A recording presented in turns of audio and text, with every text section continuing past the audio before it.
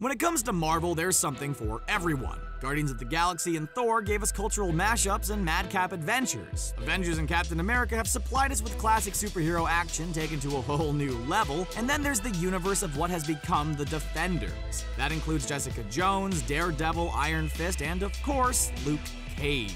Luke Cage is one of the most grounded and somber of the MCU's offerings, and unlike DC, they know how to get that right consistently. But if you think Season 1 of Luke Cage was sick, we're here to tell you why Season 2 will be even sicker. But first, make sure you hit that subscribe button to get more videos from CBR. Now let's smash our way into everything we know about Season 2 of Luke Cage. Gonna do me right. I might just do you in. Even better music. Luke Cage is about Harlem, and Harlem has always been the incubator for African-American music, from jazz to hip-hop. Any black musical genre that wasn't invented there still came of age in Harlem before taking on America and the world, so it's no surprise that Season 1 of Luke Cage sports an excellent hip-hop and R&B soundtrack, featuring original music by Ali Shaheed Muhammad from A Tribe Called Quest, as well as composer Adrian Young. Showrunner Cheo Hadari Coker is a former music journalist who wrote the screenplay for Notorious, 2009 biopic about Notorious B.I.G. So getting together an excellent hip-hop and R&B score shouldn't have been a challenge. And yet, Coker has expressed disappointment in Season 1's soundtrack. He wanted even more live performance from noted musicians, especially at the Paradise nightclub. But according to Coker, live music in a Netflix show turned out to be a hard sell for many musicians, requiring him to call in a lot of favors among the artists he's known over the years. But with a precedent of Season 1's success behind him, it should be easier for Coker to have more on-screen performances by excellent musical talent. He also envisions a more expansive score that incorporates more sounds from the African diaspora, one of Coker's stated goals for Season 2. You? Me. More crossovers. Luke Cage, Jessica Jones, and Daredevil live in the same city, New York. They're all just one awful subway delay away from one another. But until the Defenders came out, there wasn't much crossover between those characters in Luke Cage Season 1. The only real common thread between them was Claire Temple, the nurse who specializes in helping vigilantes like Cage and Jones. And while Cage does appear in Jessica Jones, the reverse hasn't happened. This time, things should be different, and the possibilities are endless. For example, in the Alias comic series, Luke and Jessica end up as a couple and have a baby named Danielle, which causes both characters to change their lifestyles to deal with parenthood.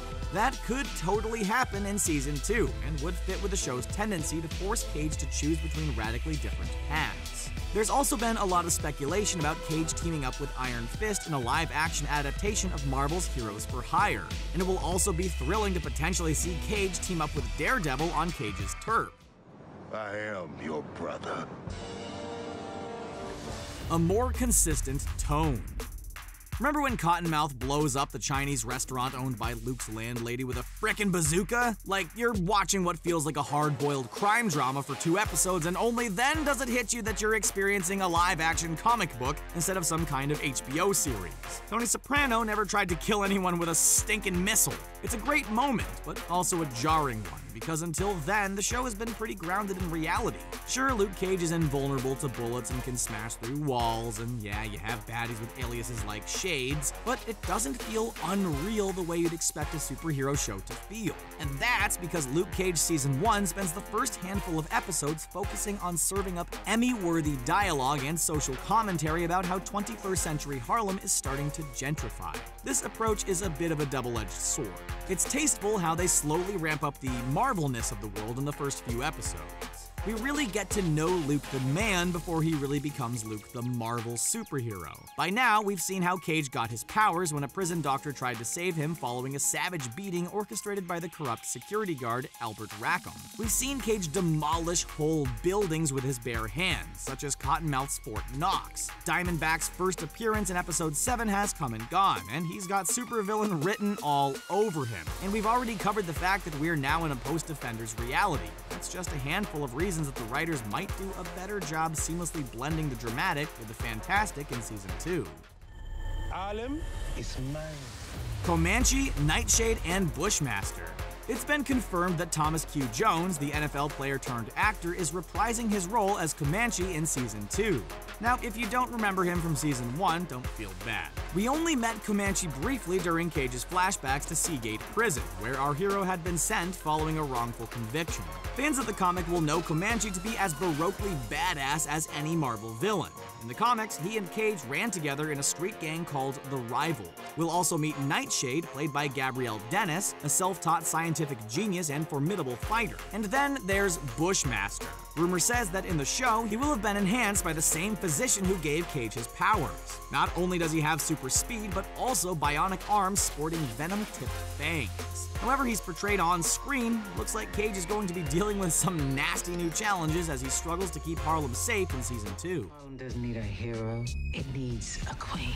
So now you know why we think Season 2 of Luke Cage will be even better than Season 1. But what do you think? Tell us how you think the two seasons will compare in the comment section below, and then hit subscribe to get more videos from CBR. Thanks for watching, and we'll see you next time.